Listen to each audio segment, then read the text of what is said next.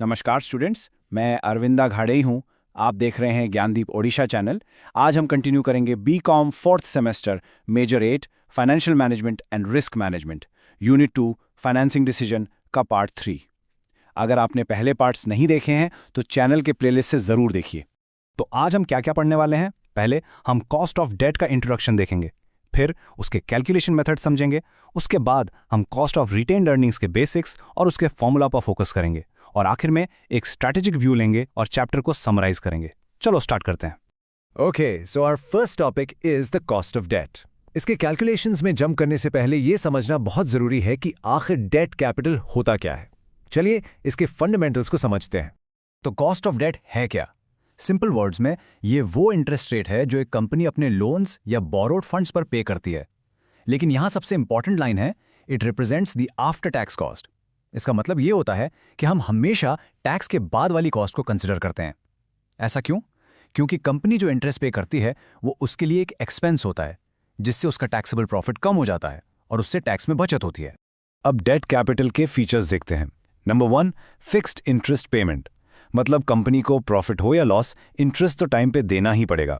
Number 2, compulsory repayment of principal, जो पैसा लिया है उसे एक टाइम के बाद वापस करना ही होता है। 3, no ownership rights, debt holders company के मालिक नहीं बनते, उन्हें कोई वोटिंग राइट नहीं मिलता। 4, सिक्योर्ड और अनसिक्योर्ड, सिक्योर्ड मतलब लोन के बदले कोई एसेट गिरवी रखा है। और 5, जो हमने अभी डिस्कस किया, इंटरेस्ट इज टैक्स डिडक्टेबल, इसीलिए ये एक सस्ता ऑप्शन माना जाता है। चलिए अब आते हैं सबसे प्रैक्टिकल पार्ट पे, जहां से एग्जाम में क्वेश्चंस आते ही आते हैं।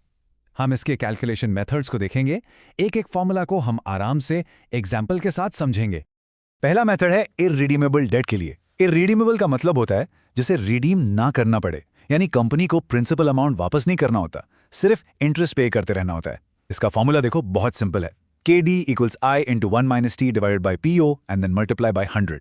यहाँ पर KD है कॉस्ट ऑफ डेट, I है एनुअल इंटरेस्ट, T है टैक्स रेट और PO है नेट प्रोसीड्स, यानी डिबेंचर इशू करके कितना पैसा हाथ में आया। चलो इसको एक एग्जाम्पल से सॉल्व करते हैं। स्टेप 1, वेरिएबल्स को आइडेंटिफाई करो। मान लो इंटरेस्ट I है 10 रुपीज, इशू प्राइस PO है 100 रुपीज और टैक्स रेट T है 30% यानी 0.30। स्टेप 2, इन वैल्यूज को फॉर्मूला में डालते हैं, तो ये बनेगा 10 × 1 - 0.30 डिवाइडेड बाय 100। स्टेप 3, कैलकुलेट करते हैं। 10 × 0.70 हो गया 7, फिर 7 डिवाइडेड बाय 100 और उसे 100 से मल्टीप्लाई किया। फाइनल आंसर आ गया, cost of debt is 7%। Simple. अब आते हैं दूसरे मेथड पर, जो है रिडीमेबल डेट के लिए। रिडीमेबल मतलब एक फिक्स टाइम के बाद कंपनी को प्रिंसिपल अमाउंट वापस करना पड़ेगा।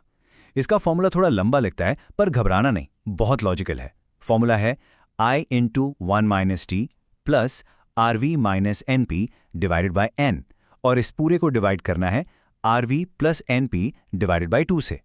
यहाँ दो नए टर्म्स हैं, RV यानी रिडेम्पशन वैल्यू और N यानी नंबर ऑफ ईयर्स। इसको भी एक केस स्टडी से समझते हैं। मान लीजिए एनुअल इंटरेस्ट I है 12 रुपये, इशू प्राइस NP है 95, रिडेम्पशन वैल्यू RV है 100, टैक्स रेट T है 30% और टाइम पीरियड N है 5 साल। अब इन सब वैल्यूज को यूज करके कॉस्ट निकालेंगे।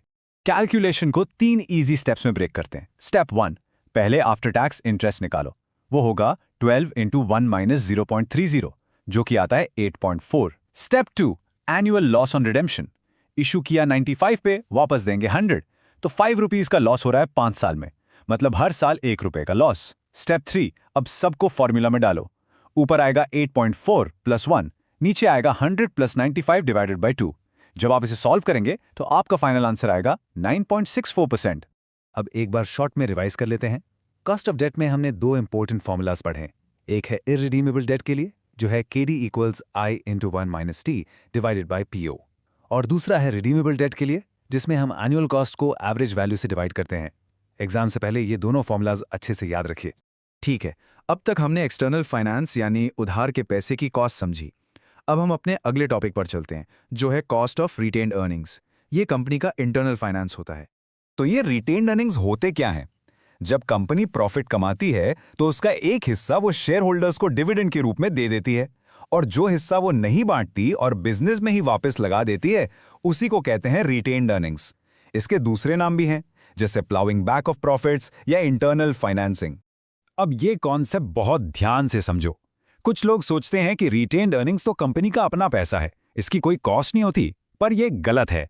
इसकी एक कॉस्ट होती है जिसे हम कहते हैं अपॉर्चुनिटी कॉस्ट।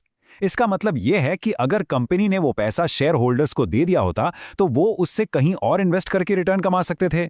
क्योंकि कंपनी ने वो पैसा अपने पास रख लिया, शेयर होल्डर्स ने वो रिटर्न कमाने की अपॉर्चुनिटी खो दी। यही इसकी कॉस्ट है। चलिए इस टेबल में इसके फीचर्स और यूजेस को देखते हैं। फीचर्स क्या हैं? ये इंटरनल सोर्स है, इस पर कोई फिक्स्ड इंटरेस्ट नहीं देना पड़ता। अब इसके यूजेस क्या हैं? कंपनीज इससे बिजनेस को एक्सपैंड करने, नए फिक्स्ड एसेट्स खरीदने या R&D जैसे कामों के लिए यूज करती हैं। तो चलिए अब देखते हैं कि ये जो अपॉर्चुनिटी कॉस्ट है, इसे हम नंबर्स में कैसे कैलकुलेट कर सकते हैं। इसका फॉर्मूला और कैलकुलेशन समझेंगे। कॉस्ट ऑफ रिटेन्ड अर्निंग्स का फॉर्मूला कॉस्ट ऑफ इक्विटी के जैसा ही होता है। फॉर्मूला है KR = D divided by P0 plus G। यहाँ KR है cost of retained earnings, D है डिविडेंड पर शेयर, P0 है current market price of the share और G है ग्रोथ रेट ऑफ डिविडेंड। ये फॉर्मूला बेसिकली शेयर होल्डर की expectation को represent करता है। आइए इसका भी एक एग्जाम्पल देखते हैं। स्टेप 1, वेरिएबल्स देखो। मान लो डिविडेंड D है 8 रुपीज, मार्केट प्राइस P0 है 80 रुपीज और ग्रोथ रेट G है 5%, यानी 0.05। स्टेप 2, इनको फॉर्मूला में डालते हैं। KR = 8 divided by 80 plus 0.05। Step 3, इसको कैलकुलेट करो। 8 बाई 80 होता है 0.10, तो 0.10 प्लस 0.05 ये हुआ 0.15। इसको परसेंटेज में कन्वर्ट करें तो आंसर आता है 15%। तो चलो इस टॉपिक को भी एक बार रिवाइज कर लेते हैं। इस टॉपिक में आपको दो चीजें याद रखनी है। पहला, इसका core concept, cost of retained earnings is nothing but an opportunity cost for the share holders. ये 2 मार्क के लिए आ सकता है। और दूसरा, इसका formula KR = D by P0 plus G। बस इतना याद रखो, आपका काम हो जाएगा।